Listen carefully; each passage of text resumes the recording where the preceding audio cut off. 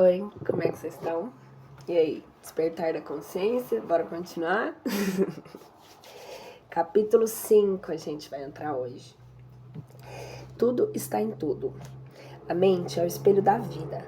Personalidades múltiplas, individualidade multifacetada, personalidades parciais e reencarnação e informações complementares sobre o perispírito e o corpo físico serão tópicos abordados nesse capítulo. A mente é o espelho da vida. A mente é o espelho da vida em toda parte. O campo da nossa consciência desperta na faixa evolutiva em que o conhecimento adquirido permite operar. Quando nos detemos nos efeitos e nas faltas dos outros, o espelho da nossa mente reflete-os de imediato, como que absorvendo as imagens deprimentes dos que se constituem e apontam a nossa imaginação a digerir essa espécie de alimento, que mais tarde se incorpora aos tecidos sutis na nossa alma. Com o decurso do tempo, a nossa alma não raro passa a exprimir pelo seu veículo de manifestação o que assimilara, fazendo-o pelo corpo carnal entre os homens, seja pelo corpo espiritual de que nos servimos depois da morte. E por essa razão, que geralmente os censores do procedimento alheio acabam praticando as mesmas ações que condenam no próximo, porquanto interessados em descer as minúcias do mal, absorvem-lhe inconscientemente as emanações, surpreendendo-se um dia dominados pelas forças que o representam.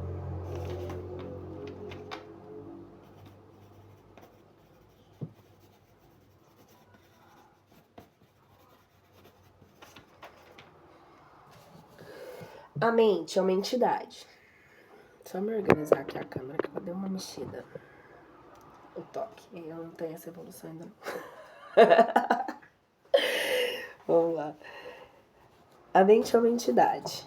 A médium do espírito, cuja gerente é a vontade, da qual emana a inteligência em forma de pensamentos. Estes, por sua vez, são a expressão da consciência. Deles se originam as ideias. Essas se transformarão em palavras e se combinarão nas ações.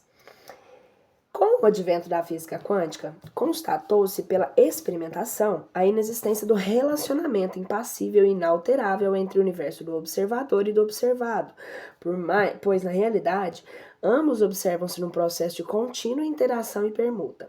Trazendo essa realidade para o nosso meio e focando mais exatamente nas relações humanas, admitimos pelas evidências e pelas informações de Emmanuel a veracidade do fato.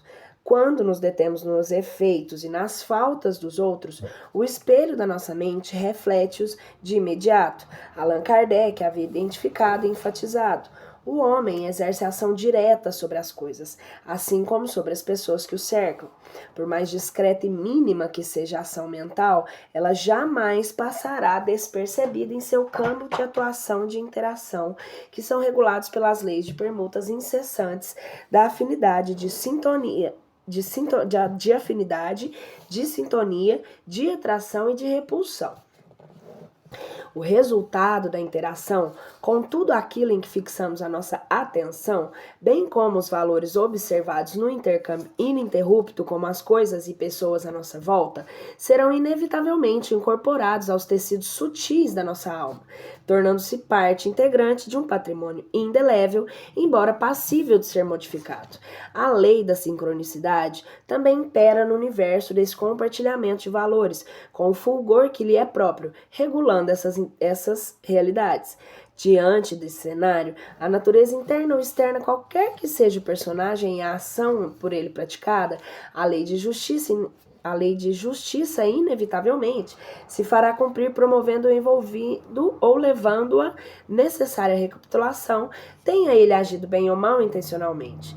Sempre que agimos em harmonia com a lei, seremos qualificados como seres responsáveis. Por outro lado, seremos responsabilizados pela violação do Código Divino, como pela negligência em reação a ele. Emmanuel nos alerta para essa irrefutável realidade. Se não podemos assimilar os semelhantes à luz de nobres exemplos, não nos cabe julgar ou criticar quem quer que seja. Se as palavras impulsionam os exemplos, têm a força e a capacidade de transformar. Os exemplos irradiam a semelhança de um sol, geram vida e multiplicam possibilidade de plenitude. As características dos julgamentos, além de afastarem, desencorajarem e irritarem, causam destruição e morte, matam possibilidades de prosperidade e de felicidade. Ainda mais absorvem do encontro todos os conteúdos e essências semelhantes aos elementos que foram desorganizados. Indispensável reflexionar em torno dos efeitos benéficos à indulgência dos efeitos maléficos do rigor, conforme explicado, como está explícito no Evangelho segundo o Espiritismo. Só um momento, eu vou tomar água.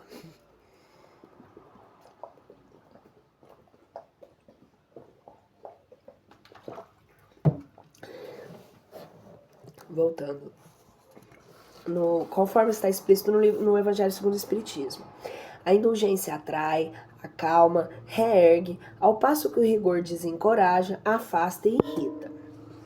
A indulgência nunca se interessa pelos maus atos dos outros, a menos que isso seja para prestar um serviço exemplificando e ainda tenha o cuidado de atenuá-los quando possível. Não faz observações ofensivas, não tem censura em seus lábios, mas apenas conselhos muitas vezes velados. Como universos diminutos, o eterno transformismo da natureza também determina o nosso dinamismo ascensional. Se analisarmos os mecanismos da vida, constataremos norma semelhante na regência de todas as formas. Observando por esse ângulo, chegaremos à conclusão de que todos os recursos exteriores se encontram com mais eficiência no interior de cada ser, dependendo da inteligência trabalhar lado a lado com o coração. Assim sendo, carregamos em nosso micro-universo, em estado embrionário, o germe de todas as formas, ou seja, de todos os seres da criação. Tudo o que acontece no organismo mais simples sucede também no mais complexo, uma vez que as leis que os regem são as mesmas. A menor ação em nosso diminuto espaço ou campo de atuação refletir-se-á em toda a extensão do cosmos e vice-versa. Consoante a lei de causa e efeito, a vida nos devolverá os frutos correspondentes aos atos praticados, multiplicados pelos prejuízos que causarmos ou pelos benefícios que proporcionarmos a qualquer nível ou estágio consciencial existente. Imperiosa a recomendação aos mais cultos, no papel de orientadores e professores, sempre deverão ir ao encontro dos menos cultos e orientá-los como alunos ou parceiros no caminho da ascensão, a fim de acelerar o processo evolucional de todos indistintamente. Nesse sentido, assevera Emmanuel que somos auxiliados quando auxiliamos. Protegendo-se, o pensamento transforma a essência do ser para múltiplas dimensões, para o macro ou para o microcosmo, interno ou externamente. A consciência se espraia como um sol em inúmeras direções, fecundando as mentes dos orientados com valores imortais ou sendo fecundadas pelos mais iluminados e virtuosos à luz do amor universal. Emmanuel penetra a essência das forças universais. Começamos agora a penetrar a essência do microcosmos e, de alguma sorte, podemos simbolizar, por enquanto, no átomo entregue, a nossa perquirição,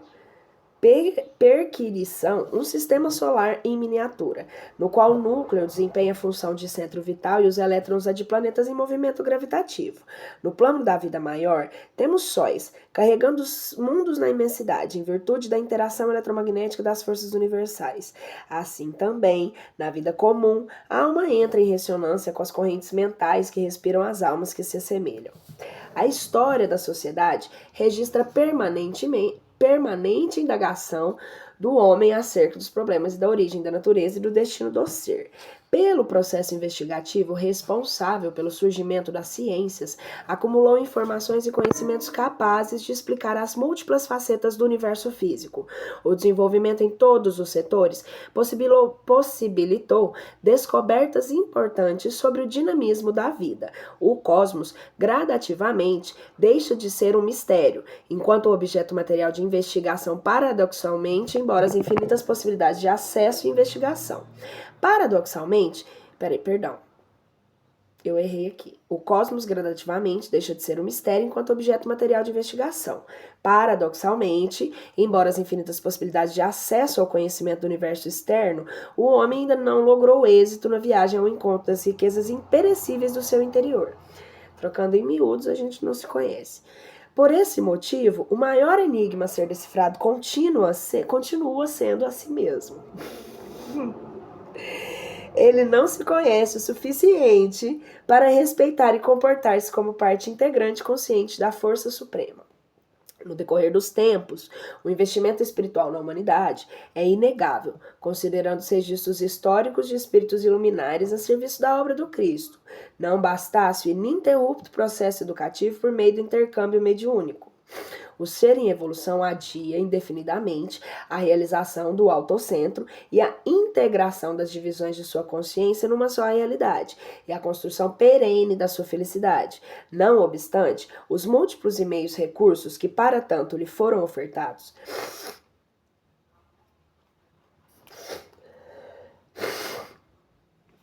bastaria a opção pelo caminho traçado há milênios, por meio da expressão esculpida no portal do santuário de Delfos, na antiga Grécia, citado por Sócrates, relembrado por Santo Agostinho, num passado recente, transcrita na resposta dada à questão 919 do Livro dos Espíritos: conhece-te a si mesmo.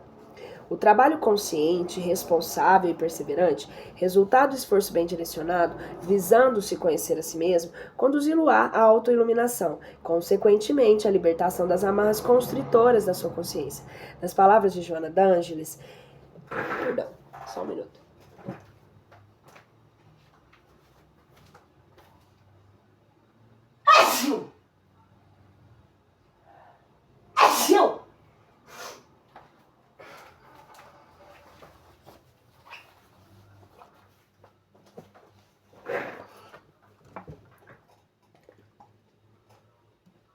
Voltando aqui, perdão. Deixa eu perder aqui.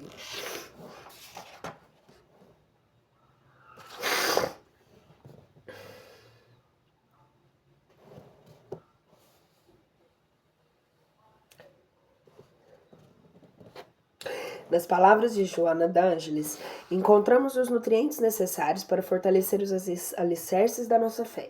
Síntese de conhecimentos vivenciados, ao qual tudo se torna simples e natural em nossa interminável jornada. Cada ser encontra sua própria rota que deve seguir confiadamente, trabalhando sempre sem culpa, sem ansiedade. Essa foi pra mim. Sem ansiedade, sem culpa, sem receios injustificáveis, sem conflitos responsáveis pelos remorsos. A obra será arquitetada e concretizada pela consciência desperta, guiada pela luz da fé plenamente vivenciada e fortalecida no exercício de aprimoramento dos potenciais utilizados, visando a construção de uma livre, saudável e feliz. O ser que participa do divino concerto de planificação da vida, como parte indissociável desse macrosistema da criação para alcançar sua plenitude em todos os sentidos, realizar seu intransferível processo de individuação e tornar-se consciente da sua realidade integral, a cada experiência nobremente adquirida, necessitará, como alavanca propulsora e promotora do seu destino, a sublimação da sua personalidade.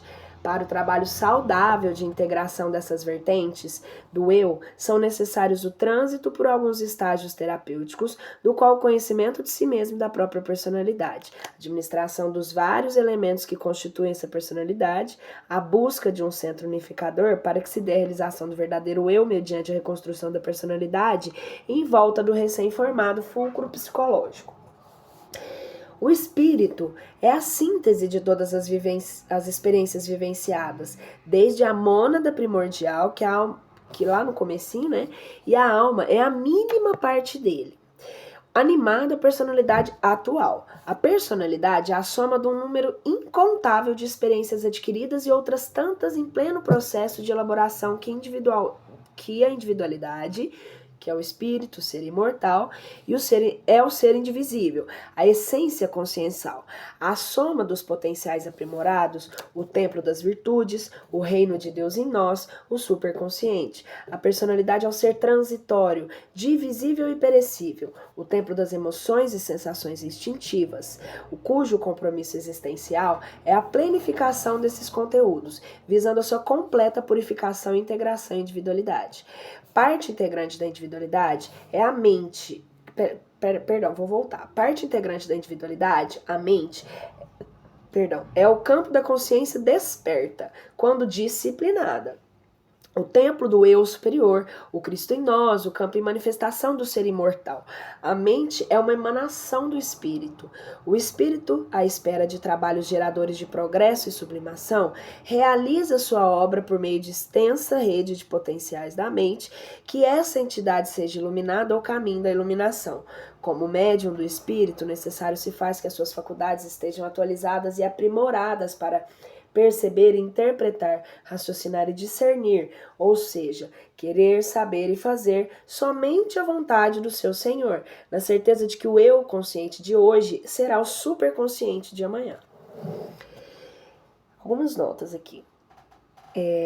A consciência representa apenas aquela zona de personalidade em que ocorre o esforço da construção do eu e da sua ulterior dilatação. Aquilo que é consciente ou superconsciente para alguns pode ser subconsciente, ou seja, caminho percorrido e experiências adquiridas, para outros mais adiantados. No instinto, a assimilação está terminada, então o fenômeno não está em formação, mas já atingiu a sua última fase de perfeição. O subconsciente é exatamente a zona dos instintos, das ideias inatas, das qualidades adquiridas. É o passado superado, inferior, mas adquirido, misoneísmo. Aí depositam-se todos os produtos da substância da vida. Nessa zona, encontrais o que fostes e o que fizestes. Reencontrais o caminho seguido na congrução de vós mesmos, tal como nas estratificações geológicas reencontrais a vida vivida no planeta. O inconsciente, no universo espírito, é o setor de experiências adquiridas aguardando promoção, o que é ainda perecível, instável e impermanente. O subconsciente, ou zona dos instintos, integra o inconsciente à sua parte mais apta a ascender, encontrando-se em plena ação na gestão dos automatismos. Dele emergem as pequenas almas instintivas que governam o universo psicofísico. Estas, quando governam o universo biológico, norteadas pelos valores da mente e do perispírito, edificam sua ascensão como embriões dos sentimentos e da inteligência, o ser moral em construção.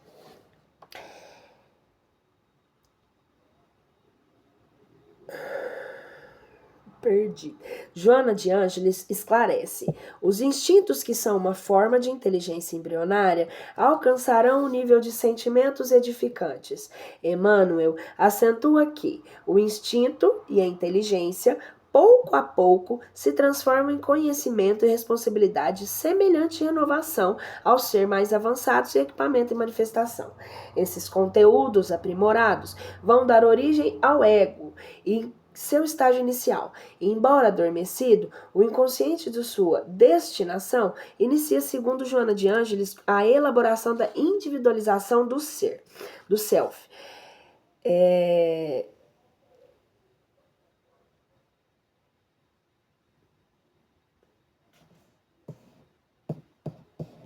Entendi.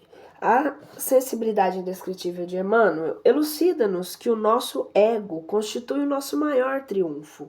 A ação mental, à luz do discernimento ampliado pela fé vivenciada, é o mais nobre e potente instrumento impulsionador do ego imaturo rumo ao self consciente.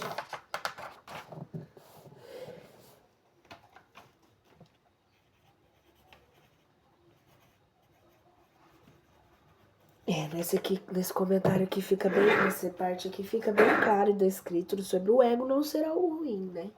A gente não precisa ficar sem o ego, né?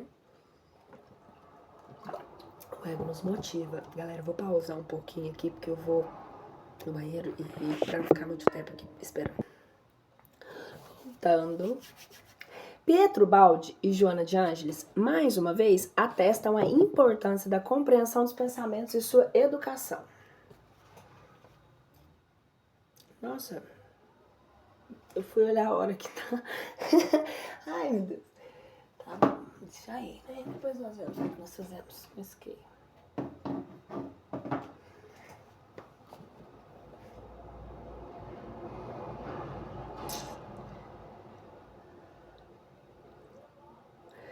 Mais uma vez, atestam a importância da compreensão do pensamento e da sua educação.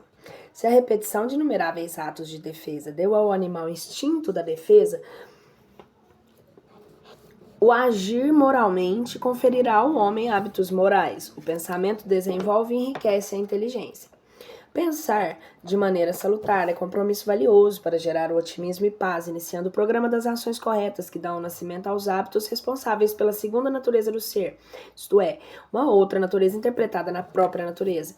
Um centro unificador para o treinamento disciplinante do pensamento organizado, que inicialmente chamaremos de self, servirá... O pensamento organizado? Tá. É o ego, né? Organizado, então, pensamento não é ego.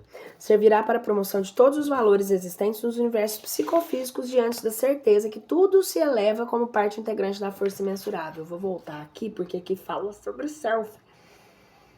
A elaboração da individualização do self.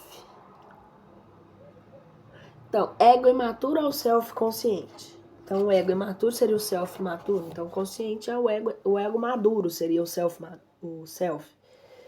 Só esse comentário. Vamos lá, depois a gente fala sobre isso, que aqui é só pra ler.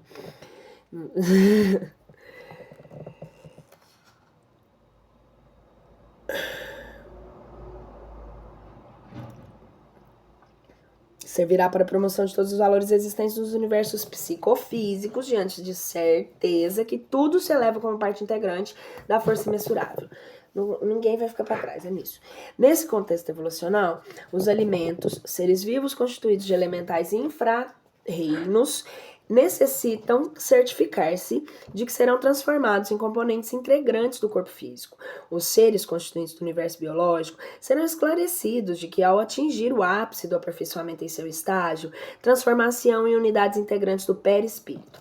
Constitui-se perispírito basicamente de instintos originários do corpo físico, das sensações que dele derivam. Das sensações nascem as emoções que se metamorfoseiam em sentimentos e inteligência, intelectiva, emotiva e espiritual, os quais se convertem em virtudes que se transformarão em potenciais da mente.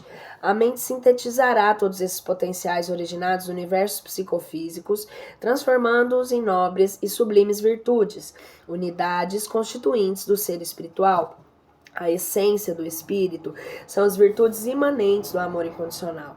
As duas asas desse espírito são o conhecimento, a inteligência, e o sentimento, que é o amor, originários dos instintos, os quais nasceram experiências repetidas que geraram automatismos. Estes vieram dos hábitos que começaram como condicionamentos mentais, perispíriticos e físicos. As microvidas, unidades conscienciais do corpo biológico.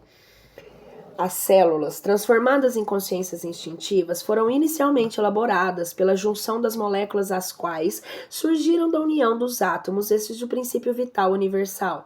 Todas as forças e substâncias emanam da força suprema, sendo parte indissociável da eterna unidade. Infere-se que nada deve perder-se no organismo. Todas as energias poderão ser canalizadas sob o comando da mente desperta, o eu superior, para a responsabilidade, criatividade e expressão divina que demonstram sua origem. Pedro Baldi nos esclarece: toda a matéria, mesmo aquela considerada bruta e inerte, é viva, sente e pode plasmar-se e se obedece, quanto mais atingida por um comando forte.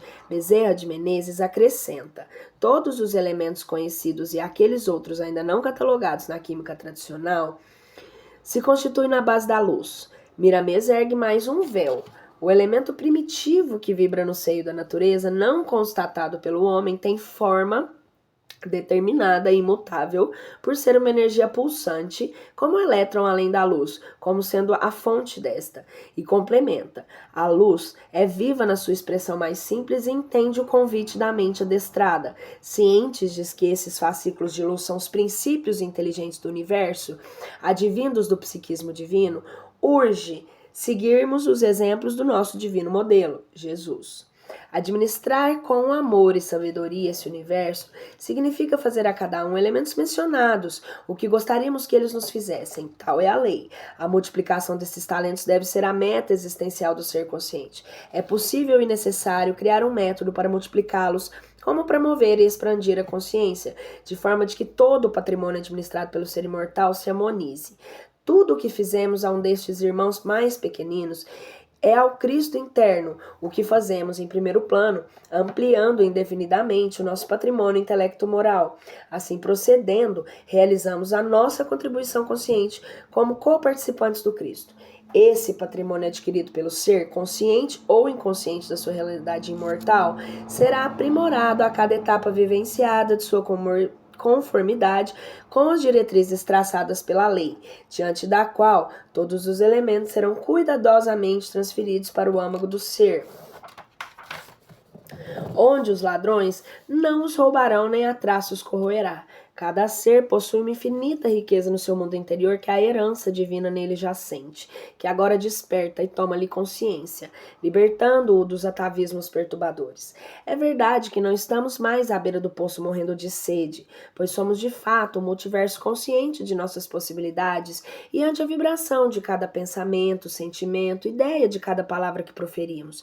Elaboramos criações geradoras de ações futuras que poderão promover um destino feliz ou constranger-nos consoante as nossas escolhas e opções.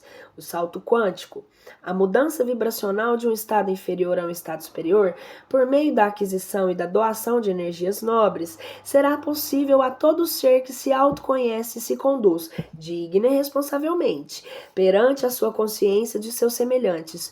Tudo se assemelha. E a consciência cósmica, segundo recomenda a lei do eterno bem. Cada ser possui em si uma fonte inestancável e inesgotável de energias, interagindo simultânea e ininterruptamente como o oceano da energia cósmica. Eu vou grifar e vou repetir esse parágrafo. E aí vocês podem voltar ele quando vocês quiserem, porque ele é importantíssimo a gente ler ele de novo.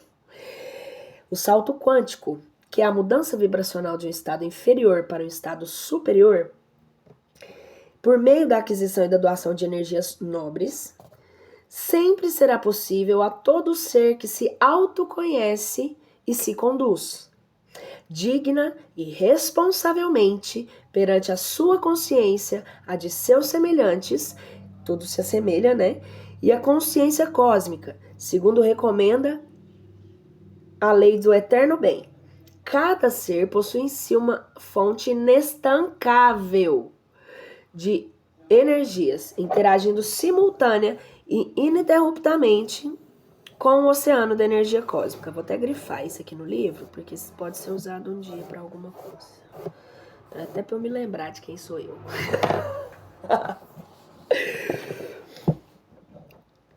Um pensamento superior bem arquitetado, conforme a sua força de elevação, adquire um poder incalculável. Esse potencial tende a aumentar indefinidamente, uma vez que se trata de força composta de muitas outras reunidas para propósitos semelhantes. O Espiritismo, efetivamente, revela-se nos laços, os laços que nos ligam a todas as nossas existências, a todos os seres dentro de um mundo e aos seres e espíritos de todos os mundos. A mente é a médium parceira imanente do espírito. Por seu intermédio, ele forja o espaço no tempo e na eternidade, na sua realidade imperecível. Quando gerenciada por uma vontade firme e constante, alimentada pela fé vivenciada à luz do discernimento, o ato é inimaginável e se torna perfeitamente possível. Existe no fundo de cada mente extensas potencialidades de progresso e sublimação, reclamando o trabalho. Sendo a mente uma emanação do espírito, dele procedem os impositivos necessários à evolução, tendo em vista a anterioridade das experiências vivenciadas em existências passadas. Nesse campo, nada é impossível, exigindo-se apenas que sejam criados novos hábitos mentais, que realizem exercícios ideológicos de forma a resultarem edificantes e proporcionadores de tranquilidade. O pensamento é a força viva e atuante, porque procede da mente que tem sua sede no ser espiritual, tendo, portanto, a exteriorização da entidade na Terra. As ações, as palavras, os sentimentos e os pensamentos são seres vivos e dinâmicos no microcosmo infindável, fonte inexaurível do ser espiritual. Por conta das extensas potencialidades presentes nesse multiverso, nada será impossível de ser realizado, desde que observemos as diretrizes normatizadas pela lei de amor, dos condicionamentos criados a partir do dinamismo incomparável, dos pensamentos no laboratório mental, gerar-se-á uma imensa família de personagens que influenciarão o universo interno e serão os formadores dos futuros estados psíquicos e dos hábitos virtuosos ou viciosos, conforme os valores intelecto-morais dos seus idealizadores.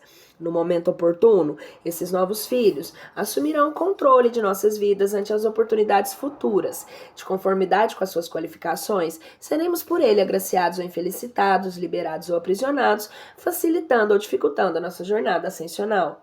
Segundo Emmanuel, os nossos pensamentos geram nossos atos e os nossos atos geram pensamentos nos outros. Pensando, conversando ou trabalhando, a força das nossas ideias, palavras e atos alcança de momento um potencial tantas vezes maior quantas sejam as pessoas encarnadas ou não que concordem conosco. Potencial esse que tende a aumentar indefinidamente, impondo-nos de retorno as consequências de nossas próprias iniciativas.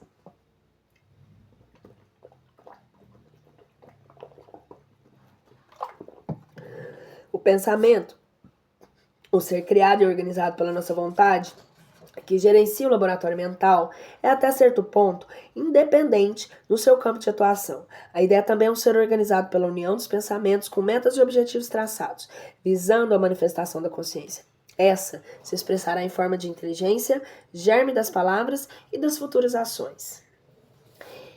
Essas quatro potências, o pensamento, sentimento, ideia e palavra, que se expressam pela mente, são filhas da vontade, a serviço da consciência que lhe devem total obediência nos caminhos da retidão.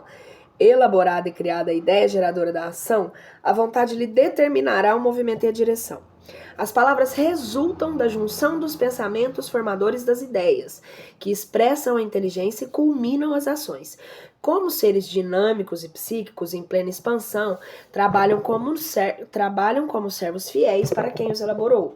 Carreiam os estados da consciência, visando ao desenvolvimento e ao aprimoramento dos infinitos potenciais do ser imortal, responsáveis por sua ascensão em todos os tipos de relações, nas linhas traçadas pelo imarcessível bem. Esses potenciais são os agentes fomentadores de ações exitosas, principalmente no trato com os elementos na mesma frequência ou dimensão vibracional. Agora nós vamos passar para outro tópico. Personalidades múltiplas. No estudo desse tópico, serão analisados alguns dos incontáveis fragmentos esparsos acerca dos planos de consciência, garimpados, sintetizados por mestres e estudiosos do ensinamento universal e espíritos, como Leon Denis, Gustave Geley, Gabriel Delany, Joana de Ângeles e entre outros. No seu conjunto, esses fenômenos demonstram que, além do nível da consciência normal, fora a personalidade comum, existem em nós planos de consciência, camadas ou zonas dispostas de tal maneira em certas condições. Se podem observar alternância nesses planos. Vê-se, então, emergirem e manifestarem-se, durante um certo tempo, atributos, faculdades que pertencem à consciência profunda, mas que não tardam a desaparecer para volverem o seu lugar e tornarem a mergulhar na sombra e na inação. O fenômeno das personalidades múltiplas foi profundamente estudado por Allan Kardec sob a denominação de animismo, tendo sido objeto de estudo seus antecessores como seriam de continuadores da codificação. O fenômeno das personalidades... Vou voltar aqui que eu me voei no cérebro aqui. O fenômeno das personalidades...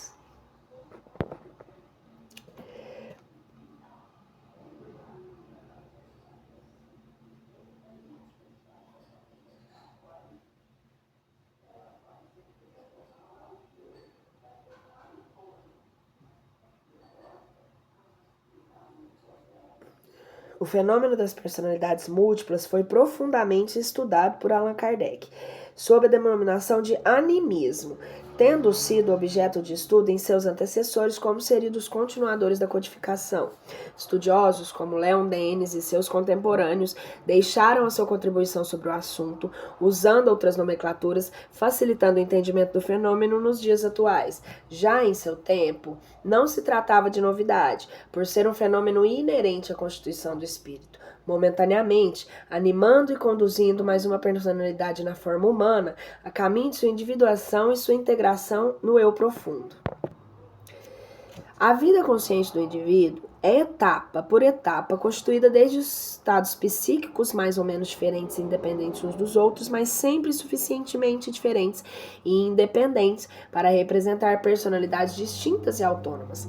Cada personalidade se manifesta durante fases de duração variável, indo de alguns instantes a muitos meses. A passagem de uma fase à outra é marcada por um estado de inconsciência completa.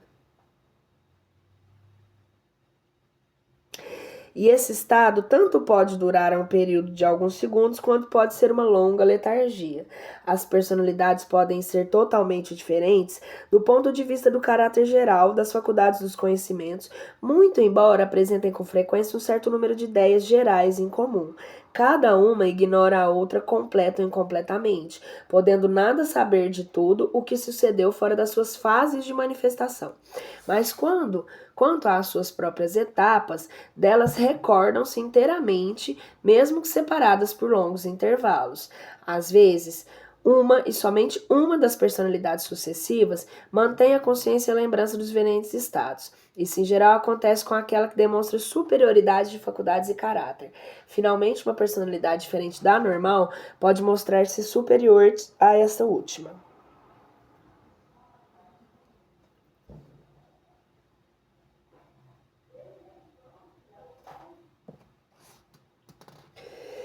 Cada estado psíquico manifesta-se como um ser criado e organizado a partir da nossa inteligência, expressando-se por meio das 4 potências mencionadas ou de conteúdos semelhantes assimilados de outrem, no meio em que vivemos. Somando esses conteúdos à energia mental atraída no contexto e ao que desejamos construir ou modificar em nosso universo de expressão, formamos a essência da personalidade que ora animamos. Eis que surge o ser criado por obra nossa ou em parceria com outros seres da mesma frequência e necessidade evolucional. São as subpersonalidades e superpersonalidades ou personalidades parciais que normalmente se expressam no meio interno e externo em forma de forças criadoras das futuras ações e promotoras do ser moral e espiritual, quando impulsionadas pela harmonia da lei da evolução. Os estados psíquicos representam personalidades distintas e autônomas. O ser imaturo que habitou a julgar o próximo de forma inconsequente, pela crítica impensada, fruto da sua ingerência na situação em curso da sua ignorância. Desconhece que, assim, agindo absorve as criações mentais do semelhante, o objeto das suas apreciações, e as reflete no espelho de sua alma, a mente. Seu comportamento passará a reproduzir o procedimento criticado, o que alterará substancialmente o curso de sua vida. A título de melhor fixação, analisemos alguns fragmentos das valiosas lições de Emmanuel, exaradas no início desse capítulo. Quando nos detemos nos efeitos e faltas dos outros, o espelho de nossa mente reflete-os de imediato, como que absorvendo as imagens deprimentes de que se constituem, pondo-se na nossa imaginação a digerir essa espécie de alimento que mais tarde se incorpora aos tecidos sutis da nossa alma. Por essa razão que geralmente os sensores do procedimento alheio acabam praticando as mesmas ações que condenam no próximo.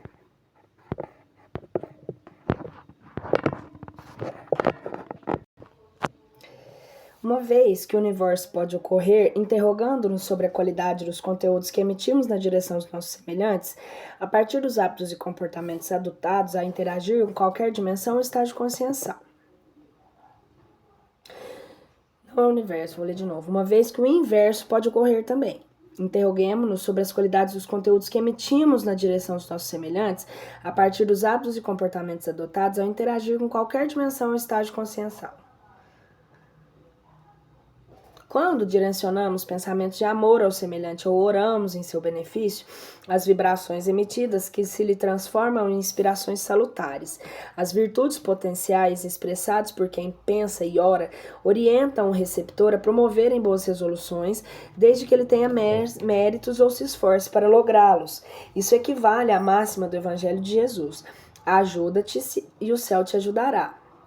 É o fundamento da lei do trabalho e, por conseguinte, da lei do progresso, uma vez que o progresso é filho do trabalho, que compõe em ação todas as forças da inteligência do homem. Evangelho segundo o Espiritismo, capítulo 25, item 2, que foi essa citação sobre a lei do trabalho. Em se tratando de um ser moralizado, mesmo em completo silêncio e às imensuráveis distâncias, as vibrações se convertem em elementos de cooperação eficiente na reorganização da dimensão psicofísica, em estímulos para a renovação da encarnada e em fatores de iluminação da consciência. Se no silêncio é possível operar as transformações sublimes pelo pensamento, as palavras verbalizadas, recurso terapêutico iluminador de consciências, potencializam as forças capazes de alterar o universo de quem ouve, conforme os valores morais vivenciados de quem se expressa. Quando se diz que um médico opera a cura num doente, por meio de boas palavras, enuncia-se uma verdade absoluta, pois que um pensamento bondoso traz consigo fluidos reparadores que atuam sobre o físico, tanto quanto sobre o moral. Essa citação aqui, ela está em A Gênese, no capítulo 14, item 20. Automaticamente, transferimos estados de alma para aqueles que nos ouvem, toda vez que damos forma às emoções e pensamentos com recursos verbais. Isso ocorre porque instintivamente a nossa palavra está carregada do nosso próprio espírito, ou melhor, insuflamos os próprios sentimentos e todos aqueles que nos prestem atenção. Cada frase é semente viva. E o verbo se fez carne e habitou entre nós. O pensamento é o próprio espírito em ação. Os sentimentos, as ideias e as palavras são agentes e as consequências dessa manifestação. Somos uma fonte inexplorada de energia e estamos imersos em outra fonte imensurável. Essas fontes de energia nos oferecem todas as possibilidades e probabilidades de uma vida em plenitude. Basta-nos, para tanto, saber acessá-las. Diante de uma situação pessoal, nas áreas intelectiva, afetiva ou moral, quem assume o comando do nosso universo ante a questão em pauta? Transformando a citação de Gehlen em uma pergunta, ainda em relação às ações de personalidade, que assume o comando será aquela que demonstra superioridade de faculdades e de caráter, a que Transformando a citação de Gehlen em pergunta, ainda em relação às ações da personalidade, quem assume o comando será aquela que demonstra superioridade de faculdades e de caráter? A que realmente tem melhores condições para solucionar o problema com a menor soma de prejuízo, respeitando as leis que regem o contexto, será aquela que, a exemplo de Sócrates, se deixou matar para não violar as leis da sociedade? Ou aquela outra manifestada por Mahatma Gandhi ao afirmar que o amor de um único ser transforma o ódio de milhões? Ou ainda a outra, comparada a Paulo de Tarso, que, tendo a humildade de admitir a própria ignorância por não saber o que fazer diante da situação, simplesmente questiona o Cristo: Senhor, que queres que eu te faça? Em Atos dos Apóstolos, capítulo 22, versículo 10.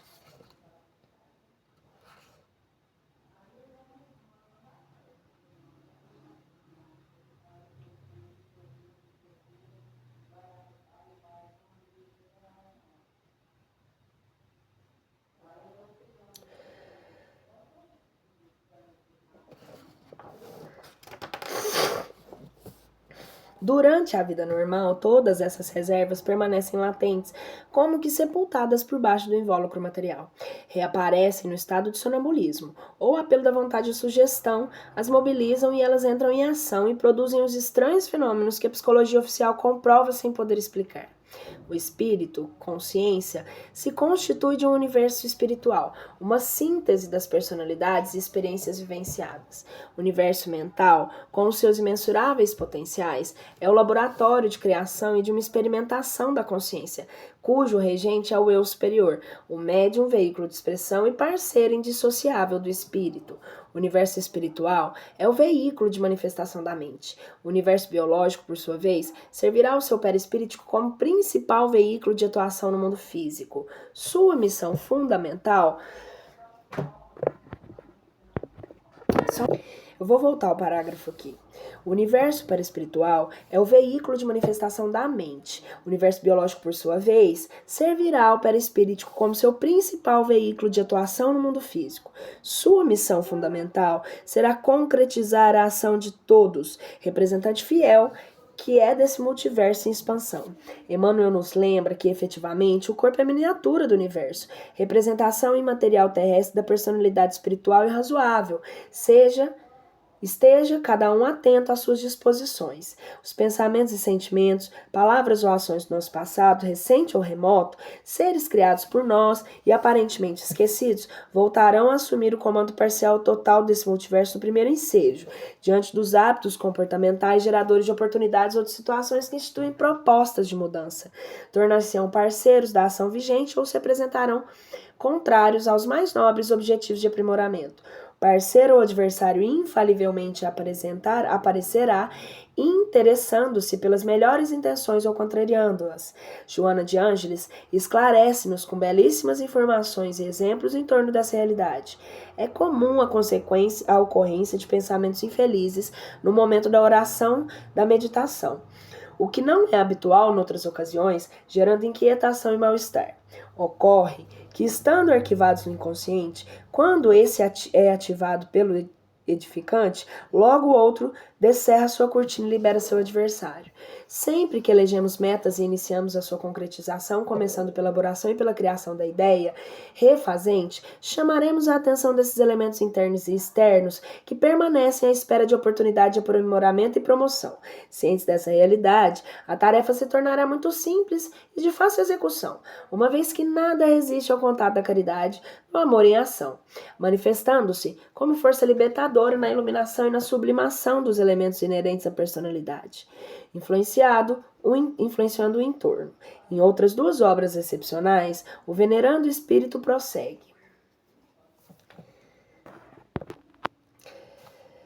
Formidando as forças estão trabalhando, ora em favor, ora contra o ser, que necessita decifrar todos esses enigmas, de modo a conseguir a sua realização interior quanto exterior. Jazem nesse inconsciente os fantasmas perturbadores em forma de medo, ansiedade, insatisfação e insegurança que o sitiam a cada passo, dificultando-lhe desabrochar dos sentimentos saudáveis. Por outro lado, ali se encontravam vibrantes as heranças que procedem de velhas crenças, ora superadas pela razão, mas que ressurgem e assomam em forma de perigosos adversários que induzem às fugas espetaculares da realidade. No Bhagavad Gita, Krishna adverte o discípulo no Bhagavad Gita, Krishna adverte o discípulo Arjuna quanto à necessidade de combater os vícios. Como é que escreve isso aqui?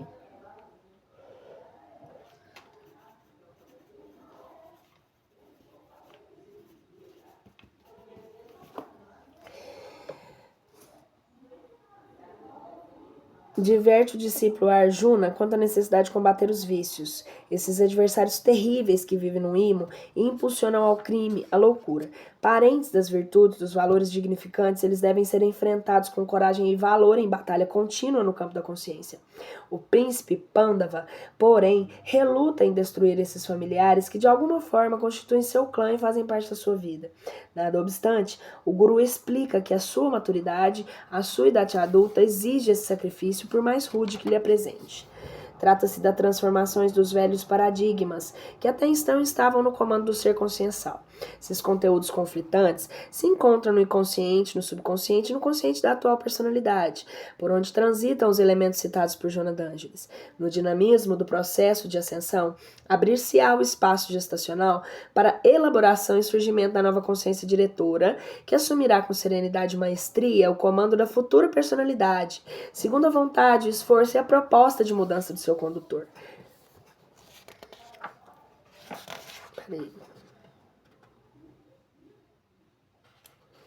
Então, morte e vida, até em vida, até nessa encarnação, né? A gente morre várias vezes, porque a gente mata o ser várias vezes e muda o ser. Allan Kardec, em decorrência dos estudos que a procedera, buscando compreender as causas do sofrimento humano, concluiu de forma magistral para o seu tempo ao identificar a inegável ação perturbadora.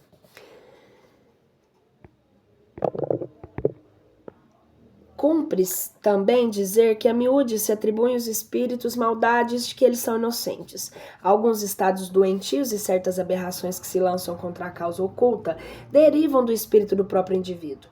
As contrariedades que o ordinário de cada um concentra em si mesmo, principalmente dos desgostos amorosos, as contrariedades que de ordinário cada um concentra em si mesmo, principalmente os desgostos amorosos, dão lugar com frequência a atos excêntricos, que for errôneo considerar-se fruto da obsessão. O homem, não raramente, é obsessor de si mesmo. Essas entidades parciais, integrantes da personalidade do indivíduo em trânsito da animalidade para a angelitude, carecem em ser amparadas e orientadas com segurança e bondade, de forma a se beneficiarem de informações enobrecedoras que lhe possibilitarão superar esses estados perturbadores. Joana de Ângeles, em reconhecimento ao mestre Lyon, relativamente às suas investigações em torno dos fenômenos anímicos, acresce ao assunto novas informações. Na raiz de qualquer tipo de sofrimento, sempre será encontrado como seu autor o próprio espírito, que se conduziu erroneamente, trocando o mecanismo do amor pela dor no processo da evolução. Permitimos-nos, porém, acrescentar que também através da concentração, da oração, da meditação e durante alguns transes nas tentativas de experiências mediúnicas, o inconsciente faculta a liberação de várias impressões que nele jazem, dando origem aos fenômenos anímicos estudados cuidadosamente pelo nobre codificador do Espiritismo, com muita justiça, como um dos identificadores dos arquivos do inconsciente, embora seja sob outra designação. Ignorar essa realidade é o mesmo que negar a própria vida e o seu permanente transformismo. As alegações para negar esse fato, sem exceções, não passam de fugas psicológicas e de transferência de responsabilidade do ser, que ainda experiencia o estágio da consciência de sono. Allan Kardec e Joana de Ângeles esclareceram que as perturbações psicofísicas e espirituais têm a sua causa, na maioria das vezes, no espírito do próprio indivíduo, ou seja, nos conteúdos internos que ainda não foram adequadamente trabalhados.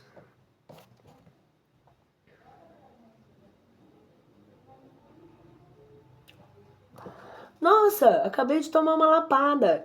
Voltem comigo aqui, vamos tomar junto essa lapada. Allan Kardec e Joana de Ângeles, como sempre, perfeitos quase, né? Porque nem só Deus que é perfeito, mas na busca da sua perfeição e bem mais ascensionados que nós, esclarecem que as opções, que as perturbações psicofísicas e espirituais têm a sua causa, na maioria das vezes, no próprio espírito do próprio indivíduo. Ou seja, nos conteúdos internos que ainda não foram adequadamente trabalhados. Sombras, defeitos, as coisas que a gente não trabalha ficam aí, nos obsediando. Então, a gente já... Não! Ai, tô tomando um tantão aqui agora.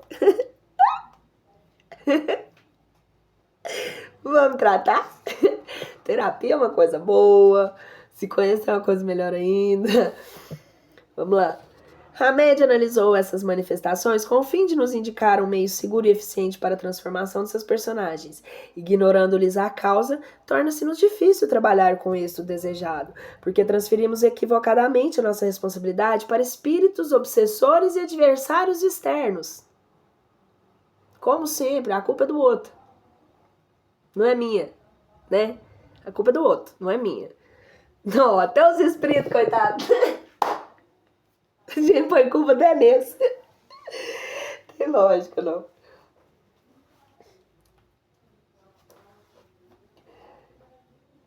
Pessoal, eu posso, assim, a ideia é... Eu vou dar os meus comentários, mas a ideia não é interagir assim aqui, mas tem coisa que a gente não tem, né? Que tem que deixar registrado, porque não dá. Julgamentos, pontos de vista, ideias e pensamentos positivos ou negativos são forças ativas de indução que formam estruturas energéticas animadas de intensa atividade e que se movimentam em nosso halo mental. Essas estruturas energéticas podem ser denominadas superpersonalidades. ou personalidades parciais, ou formas de pensamento. São aspectos do ego, também conhecido como persona. Elas giram em torno do seu criador, estando sempre prontas para o influenciar de forma determinante. Sempre que houver condições receptivas, assemelham-se a verdadeiros discursos internos. Quando estamos identificados com determinada superpersonalidade, todas as nossas percepções são definidas por ela. Passamos a ter uma visão de mundos com limites particularmente fixados. Quer achemos de personalidades parciais, múltiplas, superpersonalidades, imperfeições morais ou consciências elementais, não muda o fato de que urge trabalhá-las. Se almejarmos libertarmos desses desconfortos causadores das enfermidades de variadas ordens, tudo começa nas sensações e no pensamento. Seu pensamento cria uma doença. Isso já está mais do que dito em muitos lugares, e esse livro também agora que eu estou lendo, então, né?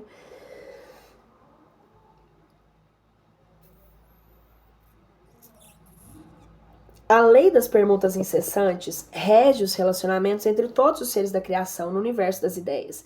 E no universo das ideias não poderia ser de outra forma. Assimilamos as ideias alheias a todo instante, conforme a frequência de vida que escolhemos e na maioria das vezes sem perceber. É muito sutil a infiltração de ideias alheias em nossa mente, e se não tivermos o cuidado suficiente assimilamos-las, pensando que são nossa criação, e ainda mais, que não são tão boas. Que são todas boas. São todas boas. É a mesma coisa quando os pensamentos vêm dos ataques. Então, muitos dos nossos pensamentos, dos nossos obsessores, somos nós que criamos. Não procedemos ainda com a profundidade de querer o tema em pauta a distinção entre o espírito, individualidade e a alma, personalidade. Conforme Miramês, em Horizontes da Mente, deve-se entender por alma a mínima parte do espírito, em atividade na matéria.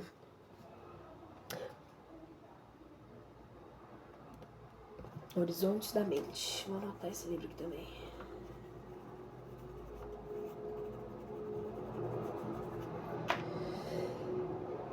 Deve-se entender por alma a mínima parte do espírito em atividade na matéria em busca do domínio e da sublimação do império da carne.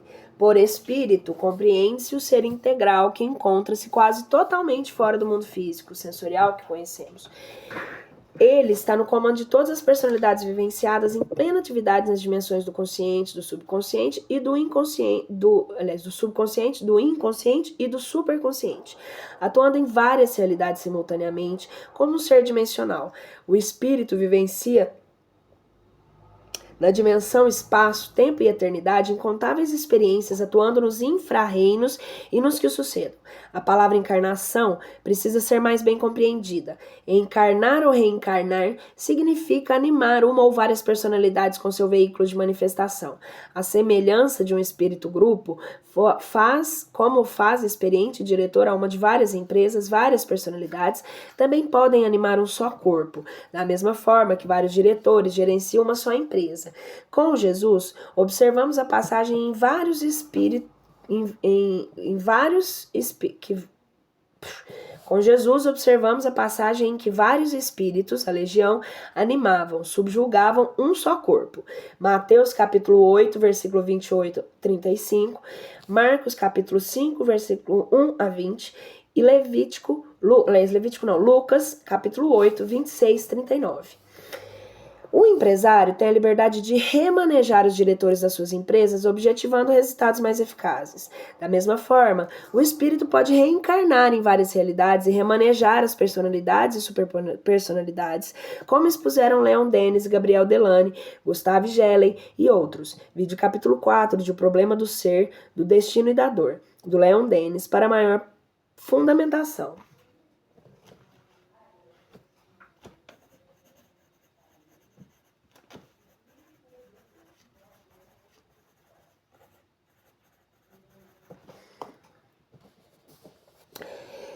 Allan Kardec e Chico Xavier discorreram sobre a substituição dos espíritos no ser encarnado.